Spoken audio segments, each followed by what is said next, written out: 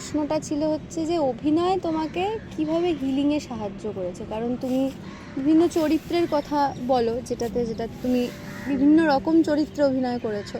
আর আমি জানি কিছুটা, আমিও জানবো আরও এটার মধ্যে দিয়ে যে তুমি বলেছো এক একটা চরিত্র তোমার এক একটা জায়গা খুলে দিয়েছে, এক্সপ্যানশন হয়েছে, তো সেটা যদি একটু বলো। আমি জাত সপেছি কৃষ্ণ পায়ে, কলঙ্কে মোর ভয়ে কি আছে, আমি মন সপেছি রাঙা পদে, সব হারালেও কৃষ্ণ আছে, জাত সপেছি কৃষ্ণ পায়ে।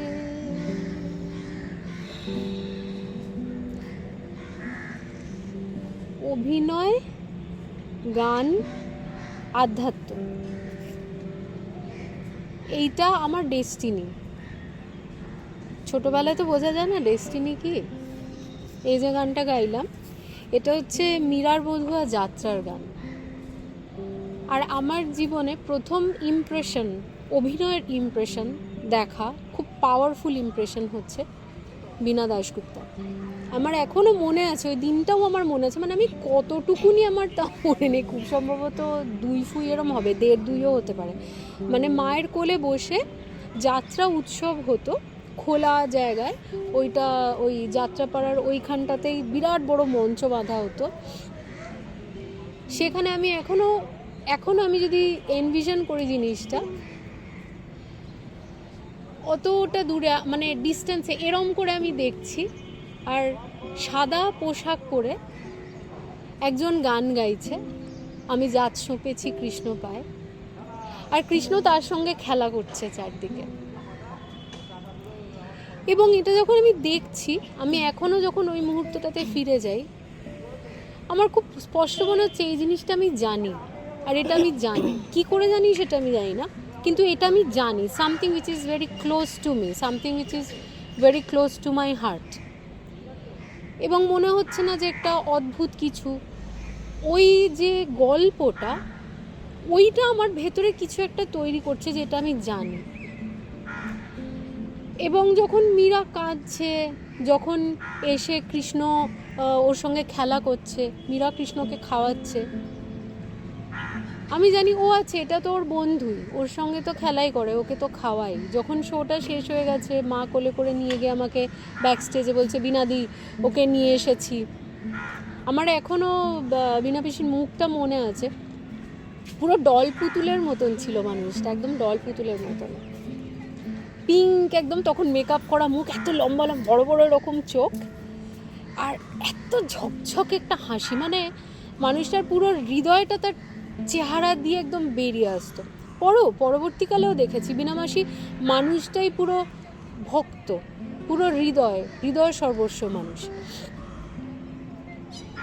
যাদের দেখে আমার শেখা, এবং যদি হতে চাই এরকমই হব, সেটা মানে লাইভ অ্যাক্টিংয়ের ক্ষেত্রে, সেই প্রথম ইমপ্রেশন হচ্ছে বীণা দাশগুপ্তা। তাকে যাত্রা লক্ষ্মী বলা হতো।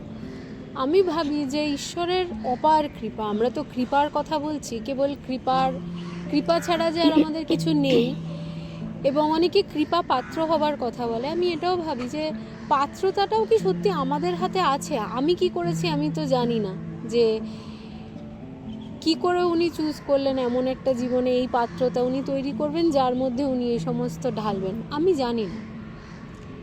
কিন্তু সেই জন্য কেবল কৃপার কথাই বলতে পারি, আর কিছুর কথাই বলতে পারি না।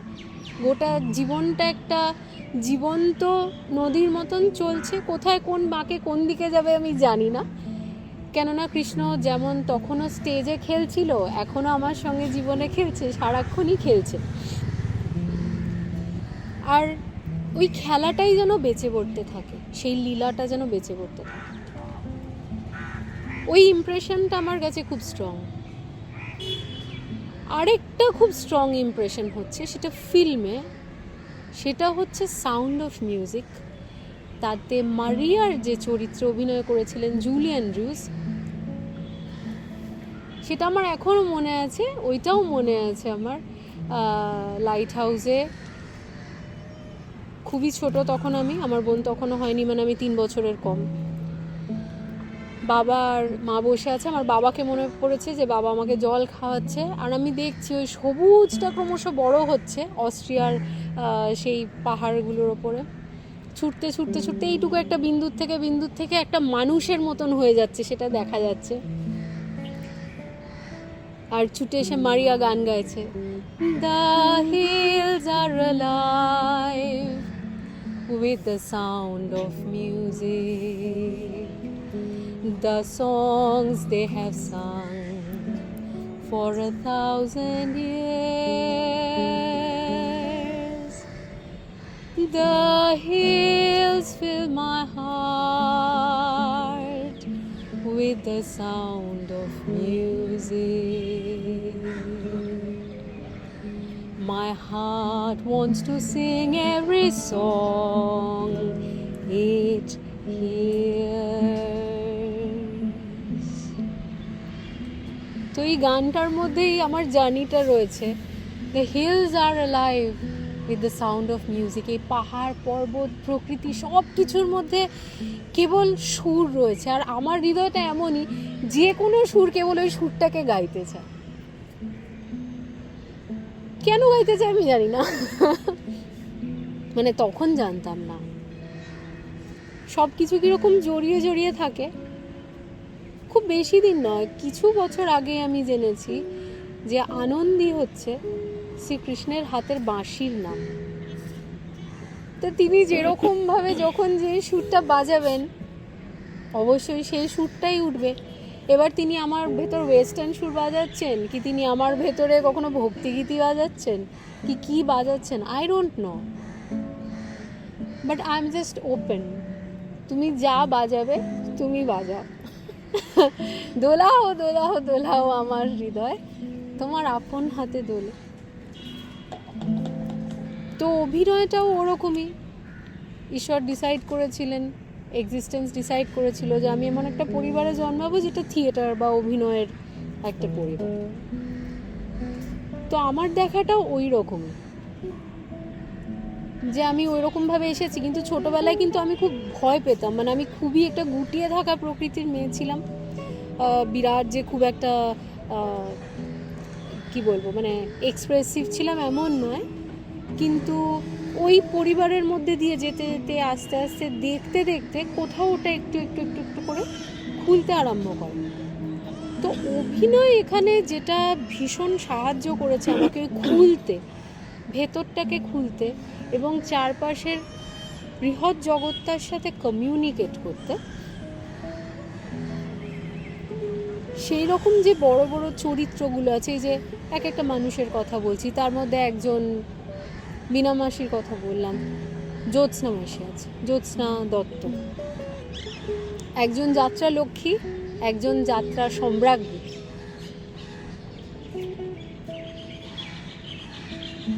তো জ্যোৎস্না পিসু একজন ফেনোমেনাল অভিনেত্রী, মানুষ, বিরাট মাপের মানুষ, মানে যাত্রার প্রাইমারোনা, প্রথম মহিলা শিল্পী আর কি। এখন বুঝতে পারি যে জ্যোৎস্না পিসির কাছে গেলে একটা অদ্ভুত সব কিছু মনে হতো স্থির হয়ে যাচ্ছে, সব শান্ত হয়ে যাচ্ছে। এখন যেহেতু আমি এই রাস্তাটায় আছি, এই পথটায় আছি, I understand sense energy, what is energy, what it does to you, সেটা তোমাকে কি করে।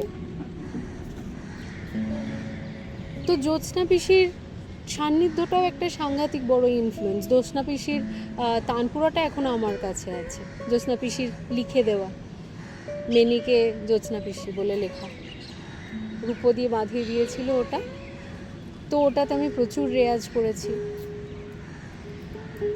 এবং এই যে বড় হওয়াটার মধ্যে, এই যে একটা যে আবহাওয়া আমি বড় হয়েছি, যে পরিমণ্ডলটায় বড় হয়েছি, সেটার মধ্যে প্রচুর সুর, ছন্দ, গান, সেগুলোও যেমন রয়েছে, ঠিক তার অপোজিট জিনিসটাও আমি পেয়েছি। কীরকম?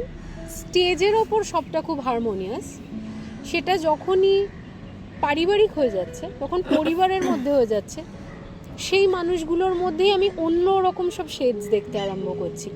যে অর্থাৎ স্টেজে একটা মানুষ ভীষণ আইডিয়ালিস্টিক, খুব ভালো ভালো কথা বলছে, অথচ সে যেই ঘরের লোক হয়ে যাচ্ছে, বাড়ির লোক হয়ে যাচ্ছে, তার কথাবার্তা চালচলন সব আলাদা হয়ে যাচ্ছে।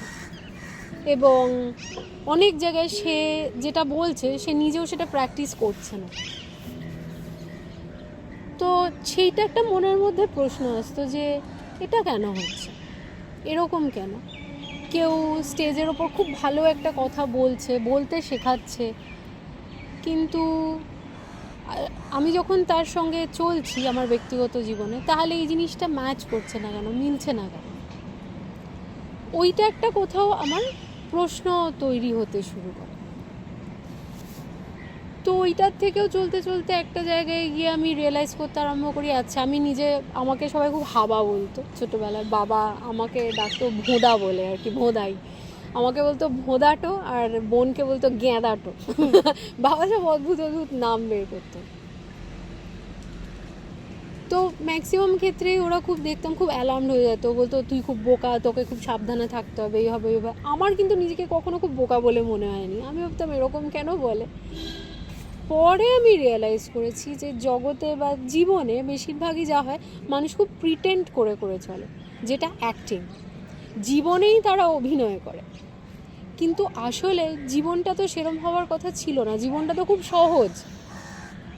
আর সেই কারণে আমার সঙ্গে যাদের বন্ধুত্ব হতো তারা খুব সহজ মানুষজন, গ্রামের মানুষজন। আমি যখন বাবার সঙ্গে যাত্রায় যেতাম, যাত্রার ফিল্ডে যেতাম, যাত্রার ফিল্ডে যারা বাজাতেন, ইনস্ট্রুমেন্ট বাজাতেন, এই করতেন, তাদের সঙ্গ করতাম। তাদের মধ্যে বুলবুল কাকা ছিল, ক্লারিনেট বাজাতো, হারমোনিয়াম দাদু ছিল। বাবা যখন ব্যস্ত আছে, মেকআপ করছে, রেস্ট নিচ্ছে, তারা সবাই আমার টেক কেয়ার করতো। যাত্রার দলের যে আর কি কাজকর্ম করে আর কি উত্তমদা, সে নিজে রান্না করছে, কি খাবে আজকে, ফুলকপির বড়া খাবে, এই খাবে। এবং আমি বেশ রাজার হালে বহাল তবিয়তে ঘুরে বেড়াচ্ছি, চারদিকে অনেক মানুষ আছে টেক কেয়ার করার জন্য। থিয়েটারের ক্ষেত্রেও সেটা দেখেছি। আমাদের যে থিয়েটারের দল, বাবা মায়ের যে দল ছিল, একটা নয়, একটার পর একটা অনেকগুলো দল হতে হতে গেছে। যাজ্ঞিক ওদের যে প্রথম দলটা, আমার মেমোরিতে যে প্রথম দলটা যাজ্ঞিক, সেই দলটা ছিল। এটাও অদ্ভুত, যাজ্ঞিক মানে কি, যে পুরোহিত, যজ্ঞ করা। তো অভিনয় আসলে একটা মানে বৃহৎ মাধ্যম, যেটা দিয়ে আমরা ঈশ্বরকে স্পর্শ করতে পারি। কেমন করে স্পর্শ করব?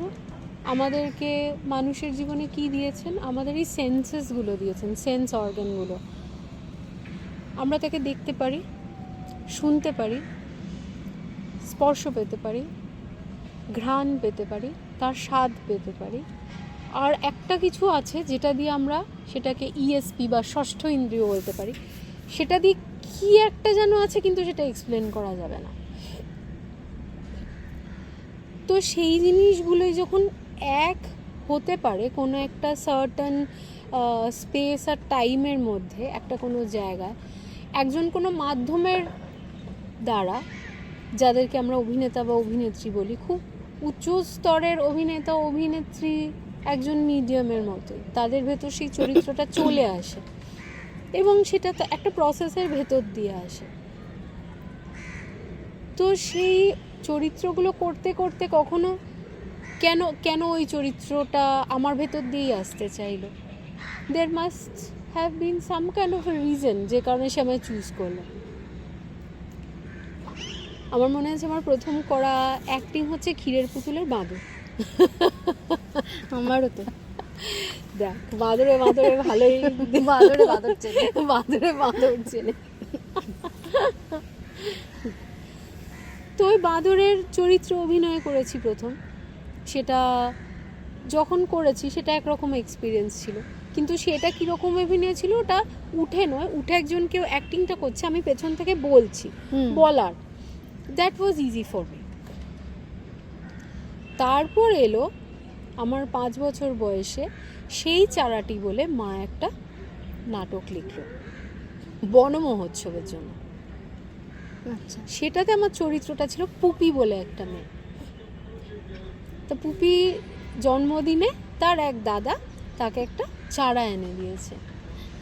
এবার পুপির কাছে এটা একটা আশ্চর্য ব্যাপার, মানে চারা এনে দিয়েছে একটা গাছ, কি গাছটা বড় হবে, ওকে যত্ন করতে হবে, ওর দাদা, বাড়ির বন্ধু টন্ধু সবাই মিলে ওকে বলছে এই চারাটা নিয়ে এটা করতে হবে। এবং সেটার জন্য বাবা একটা খুব সুন্দর একটা গান লিখে দিয়েছিল। ও গো ছোট্ট মিষ্টি একটুখানি চারা, ও গো ছোট্ট মিষ্টি একটুখানি চারা, ও গো ছোট্ট মিষ্টি একটুখানি চারা, আদর করে রাখবো তোমায়, করবো না কাজ ছাড়া তোমায়, করবো না কাজ ছাড়া তোমায়, করবো না কাজ ছাড়া, ও গো ছোট্ট মিষ্টি একটুখানি চারা। ভয় কি তোমার বৃষ্টি যদি ঝরে ঝরে, ভয় কি তোমার বৃষ্টি যদি ঝরে ঝরে, রোদের তাতে পুড়লে তোমায় রাখবো আড়াল করে, তোমায় রাখবো আড়াল করে, ঝাড়ি থেকে ঢালবো শীতল বাড়ি অঝর ধারা ধারা ধারা, আদর করে রাখবো তোমায়, করবো না কাজ ছাড়া তোমায়, করবো না কাজ ছাড়া তোমায়, করবো না কাজ ছাড়া, ও গো ছোট্ট মিষ্টি একটুখানি চারা, ও গো ছোট্ট মিষ্টি একটুখানি চারা। তো এই গানটা দিয়েই পুপির ভেতরের যে স্পিরিটটা সেটা কোথাও আমার ভেতরে ঢুকে গেল। এই শুরু হলো আমারও গাছেদের সাথে কথাবার্তা বলা। তখন আমরা মধ্যমগ্রামের বাড়িতে থাকি, বাবা নিজের হাতে বাগান করে, পুরো নিজের হাতে, পুরো একটা বিরাট বড় লন, একটা না দুটো লন ছিল, একটা গোল মতন, সেটাতে 70টার উপর গোলাপ গাছ ছিল, বাবা নিজের হাতে করা। আর একটা লন ছিল যেটা আমাদের ঠিক ঘরের বাইরেটাতে, সেখানে একটা আম গাছ ছিল, সেই আম গাছে একটা হ্যামক ঝোলানো থাকতো, মানে ছবির মতন জীবন দেখলে মনে হবে। আমাদের কাছে সেটা খুব ইজি, আমি খুব ইজিলি পেয়েছি। এবং সত্যি সেখানে মানে আমার বড় হওয়াটা অন্তত আমি মনে করলাম, আমার তো মনে হয় এর থেকে বেশি অ্যাবান্ডেন্স, লোকে বলে দিস ইজ অ্যাবান্ডেন্স। এবং সেটা যে খুব বড় লোক বা চালিয়াতি করে এমন নয়, বাবা একটু একটু একটু করে পয়সা জমিয়ে জমিয়ে, যাত্রার পয়সা জমিয়ে জমিয়ে, একটা একটা করে ইট কিনে কিনে, মানে ঘরটা একটু একটু করে তৈরি হয়েছে দিনের পর দিন। কিন্তু ওই যে একটা স্বপ্ন থাকে না, একটা স্বপ্ন তৈরি করা, এই জায়গাটাতে I have been very lucky. কেননা অনেকেই সন্ন্যাস নেওয়ার পরেও অনেকে বলেছে তুমি এত সহজভাবে কি করে সন্ন্যাস জীবনে চলে এলে।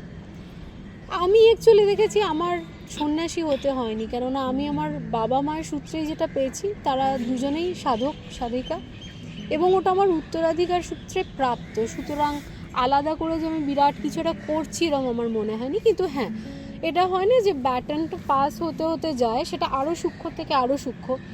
তো তারা তাদের ক্রাফটে যে জায়গাটাতে গেছেন, সেইখান থেকে এক স্টেপ এগিয়ে আরেকটা কিছু হওয়ার দরকার ছিল। তো আমি হচ্ছি সেই ধনুকটার থেকে ছোঁড়া একটা তীর, যেটা অভিনয় থেকে যেটা বলে যে from senses to super consciousness চলে গেছে। তো তার জন্য অপার কৃপা, সেই কৃপা ধারা বইছে, সেই জন্যই আর কি এই জার্নিটা সম্ভব। And it's the greatest luxury. অনেকে আমাকে বলে যে what is the greatest abundance in life for you? The greatest abundance for me, the greatest luxury for me in this life is যে আমি কৃষ্ণ ভজনা করতে পারি, আমি ঈশ্বরের নাম নিতে পারি, আর আমি 24 ঘন্টা কেবল ঈশ্বরকেই স্মরণ করতে পারি। আমার মনের মধ্যে এমন কিছু আসে না যেটা সারাক্ষণ ইট ক্যান ডিস্ট্র্যাক্ট মি বা ডিস্টার্ব মি।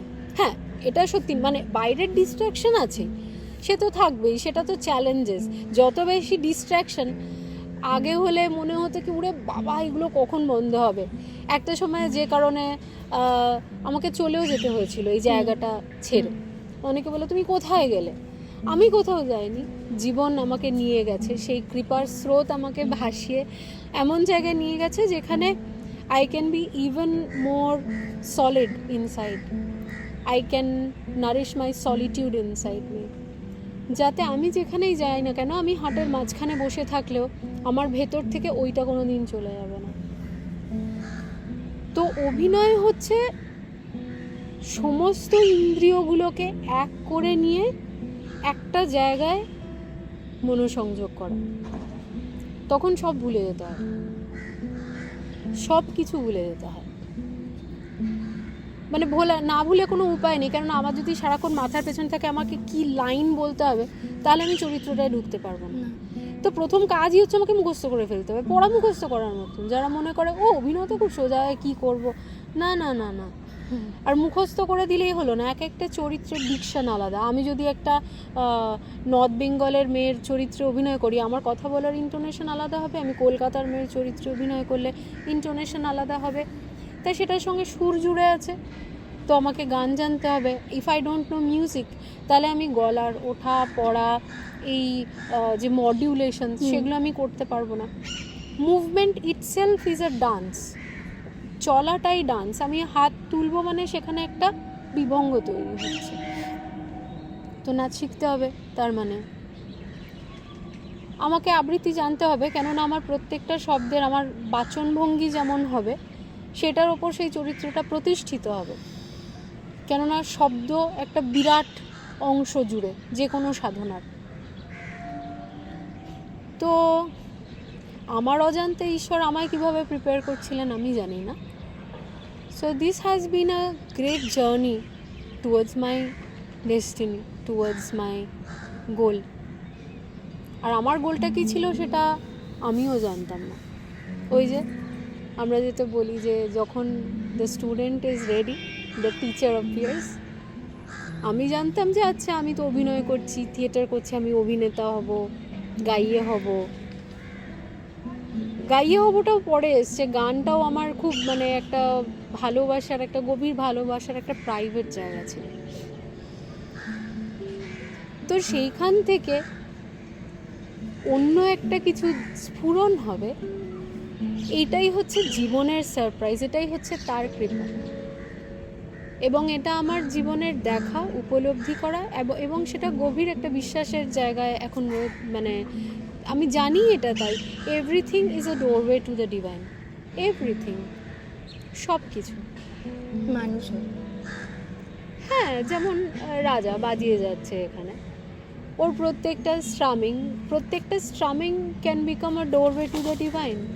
কেউ যদি সেইভাবে সেই স্ট্রামিংটাকে স্পর্শ করতে পারে, কেউ যদি ও আঙুলটা যেভাবে মুভ করছে, একটা আঙুলের মুভমেন্টেই যদি কারোর মনটা চলে যায়, কেবল ওইখানে ফোকাস চলে যায়, সে দেখতে পাবে ঈশ্বরও তোমাকে বাজাচ্ছেন এইভাবে।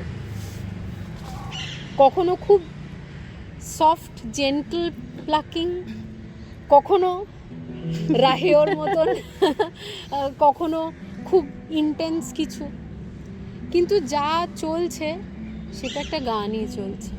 সে বাজালে বাজি আবার সে থামালে। জানি না এখন খ্যাপামি, কিন্তু ওই আর কি জীবনের এই যে খ্যাপামি, কেননা জীবনটাই তো খ্যাপা, জীবনের তো কোনো ওরকম বাধা দেওয়া কোনো রুল নেই। সেই জন্য আমার গুরুও সেরকমই হয়েছেন, যিনি আমার সন্ন্যাস দিয়েছেন তিনিও মস্ত বড় খ্যাপা, সাধন দাস বৈরাগ্য। তো তুমি যেমন, তোমার গুরুও ঠিক তেমনই হবে। আর গুরু তো যে বললাম একজন গুরু তো নয়,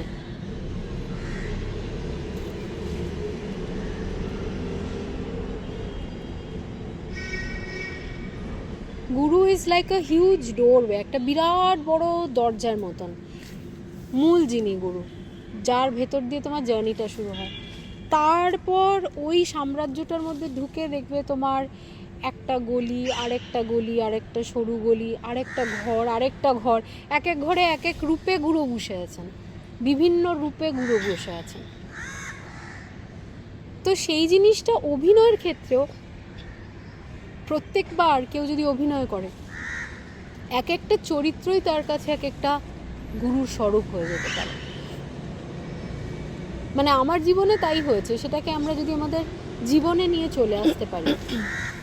আবার ঠিক একইভাবে সব চরিত্রকেও আবার আমি আমার জীবনের ভেতরে রাখতে পারবো না, আমাকে সেটা মুছতে শিখতে হবে। কেমন কেমন আমার ভেতরে তো একটা যেমন সাধু আছে, তেমন আমার ভেতরে একটা শয়তানও আছে। তো এবার আমি কোনো একটা শয়তানের চরিত্রে অভিনয় করলাম, এবার আমি দেখলাম এটা আমি খুব ভালো পারছি। তারপর আরেকটা পরের লোকটা বললে তাহলে চলো আরেকটা তোমায় ভিলেনের রোল দিই, আরেকটা ভিলেন। এবার ভিলেনের কত রকম শেডস হয় আমি করছি, কিন্তু বেশিরভাগ ক্ষেত্রেই দেখা যায় সেটাকে খুব রিয়েল করার জন্য। দেখো আমাদের সমস্ত সেন্সারি যে সিস্টেম, নার্ভাস সিস্টেম, সেটাও তো ওটার মধ্যে ইনভেস্টেড হয়ে যাচ্ছে না? একদম। তো এটা একটা জলের মধ্যে আমি লাল রং গুলছি, আবার লাল রং গুলছি, আবার লাল রং গুলছি, একটা সময় পর এটা রক্ত না জল লোকে বুঝতে পারবে না, তুমিও বুঝতে পারবে না। তো সেরকমই এই যে আমি একটা লাল রং গুললাম, তারপর ওইটাকে আবার কি করে আমি ডিসকালার করব কোনো উপায় নেই, কিন্তু তার মধ্যে ফোর্সে আমাকে আরও অনেকটা আবার ক্লিন ওয়াটার ভরতে হবে, জল ভরতে হবে, তাহলে সেই লাল টিনটা চলে যেতে যেতে যেতে আবার সেটা ন্যাচারাল কালারে চলে আসবে। এই জিনিসটা আমি অনেককে শেখাই, আমাদের এখানেও যারা আসে, তুমিও জানো, it's a part of the process, যে আমি যে কোনো রঙে নিজেকে রাঙাতে পারি, কিন্তু অ্যাকচুয়ালি আমার তো কোনো রং নেই, আসলে তো কোনো রং নেই, আমি তো একটা ক্লিন স্লেট, সেটাই তো হওয়ার কথা। যেমন ছোটোবেলায় এসেছিলাম আমরা, জগৎ জীবন সবাই মিলে আমাদের ওপর কিছু না কিছু লিখেছে, তো আমি সেই লেখাটা মুছবো কী করে? That is also an art. কেননা কেউ কিছু বললেই আমি সেটা হয়ে যাব না, আমি যতক্ষণ না নিজে সেটা বিশ্বাস করছি আর সেটার মধ্যে যাপন শুরু করছি, সেটাও একটা খুব মজার দিক। It's a two way game. যে আমি যেখানে লোকে আজকাল খুব ম্যানিফেস্টেশনের কথা বলে, কি করে করবে, ভিজুয়ালাইজ করো, এই করো, acting can be the direct tool two manifest anything. তুমি ওইভাবেই বিহেভ করতে আরম্ভ করো, কিছুদিনের মধ্যে তুমি ওটাই হয়ে যাবে। বলে না fake it till you make it. আমার স্পিরিচুয়াল জার্নিরও খানিকটা সেরকমই ছিল। একদম প্রথম দিকে যখন আমার যখন ইচ্ছে, যখন আমি গুরুকে পাইনি, তখন অবধি ওকে ঠিক আছে, কীরকম জামা কাপড় পরলে বা কীরকমভাবে থাকলে, কীরকম খাওয়া দাওয়া করলে আমি আমার গুরুর ফিলিংটা পেতে পারি। কি করলে বা কেমন ড্রেস করলে বা কি কথাগুলো গুরুজি বলছে সেগুলো করলে I feel more closer to him. তো সেগুলো আমি করতে আরম্ভ করি। এবার সেটা করতে করতে করতে করতে দেখা যাচ্ছে যে that is becoming my habit, I am getting into ইট।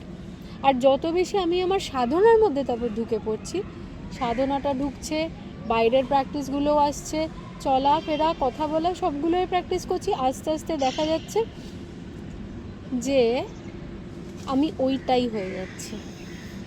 এটাও তো একটা অভিনয়।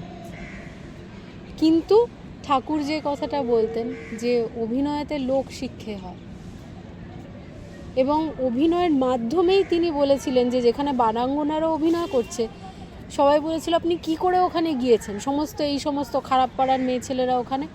উনি বললেন সে কি গো, আমি তো সব মা আনন্দময়ীর রূপ দেখলাম। তো কি করে উনি বলতে পারেন যে আমি মা আনন্দময় রূপ দেখলাম? কেননা কেউ তো জন্ম থেকে ওই পরিচয় নিয়ে তো কেউ আসেনি, সে একটা মানুষ, এটাই হচ্ছে কথা। আমরা প্রত্যেকেই তাই, আমরা যেখানেই জন্মাই না কেন, যাই আমাদের বাবা মা হোক না কেন, তাদের প্রফেশন যাই হোক না কেন, actually to remember that I am actually a soul. আমি একটা সোল, আমি সেই ইটার্নাল স্পিরিটের একটা অংশ, সে একটা পার্টিকুলার পার্ট প্লে করতেই পৃথিবীতে এসছে, তো সেটা একটা অভিনয়। তাহলে এটা একটা বড় থিয়েটার চলছে, সেই লীলাটা সেটা যাতে আমরা টোটালি উপভোগ করতে পারি, acting, stage, theatre, film, music, art, সেটা আমাকে এইটা মর্মে মর্মে উপলব্ধি করতে সাহায্য করেছে যে পুরোটা it's a game, don't take it too serious. আমার আরেক গুরু ওশো, আমার ফাইনাল যার কাছে এসে আর কি like the full circle was complete, তার কমিউনিটিতে আমরা একটা খুব সুন্দর গান গাইতাম,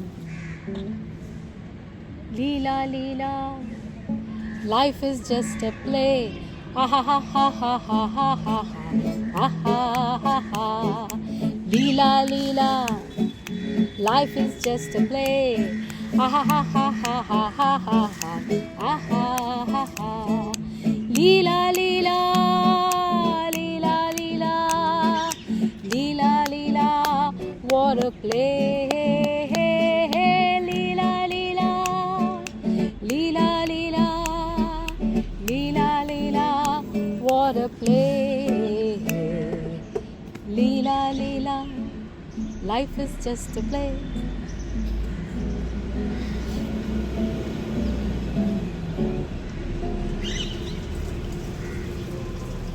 যিনি আমাকে চিরকাল ধরে রেখেছেন, তিনি ধরে রেখেছেন বলেই বোধহয় এটা সম্ভব, তার কৃপা আছে বলেই এটা সম্ভব। যে এই জগতের লীলাটাকে উপভোগ করার এই জন্যে আমি একটা দারুণ চান্স পেয়েছি, আর চান্স যখন পেয়েছি আমি ছাড়ছি না। যেরকমভাবে যেভাবেই হোক না কেন, যে অবস্থাতেই হোক না কেন, কেবলমাত্র কী করে তার নাম করা যায়, তাকে স্মরণ করা যায়, তাকে ভালোবাসা যায়, কেননা দ্যাট ইজ দ্য আলটিমেট লাভ। ওর বাইরে আমার জীবনে কোনো প্রেম নেই, কোনোদিন হয়নি, হবেও না। That is the ultimate love affair that you can think about. আর আমার গুরু বলেন, যার জীবনে প্রেম আছে তার তো সবই আছে। আর সেই জন্য আমি বুঝতে পারি যে কেন এই গুরুদের কাছে গিয়ে আমি পড়েছি, বিকজ দ্য আলটিমেট ডেলিভারি যেটা তারা করেন সেটা হচ্ছেন প্রেম। আর প্রেম বলতে আমরা যেটা বুঝি এটা সেই প্রেম নয়, এটা সম্পূর্ণ অন্য জিনিস। আমার মনে হয় যে এই এই যে যেটা তুমি বলছো, যে প্রেমের কথা তুমি বলছো বা আমাদেরকে বলো, সেটা নিয়ে মানে আলাদার একটা পর্বে আমরা যদি আরও বিস্তারিতভাবে আলোচনা করি। ওটা লীলা, লীলা, লীলাকে নিয়ে আমাদের গল্প হবে। আর লীলার সঙ্গে আমার জার্নিটাও খুব আশ্চর্য, খুব একটা ইন্টিগ্রাল জার্নি। এবং সেটার সঙ্গে আমার যিনি দেবী, যিনি আমার কাছে এসেছেন, মা, আমরা যাকে পুজো করি কৃষ্ণকালী, কিভাবে তিনি এলেন এবং কিভাবে তার সঙ্গে আমার ওই জার্নিটা কিভাবে চলেছে, সেইটা আমরা পরের দিন সেই গল্পটা আমরা করব। ঠিক আছে? Thank you for your precious time and your questions. Radhe Radhe. Radhe Radhe. জয় গুরু। জয় গুরু।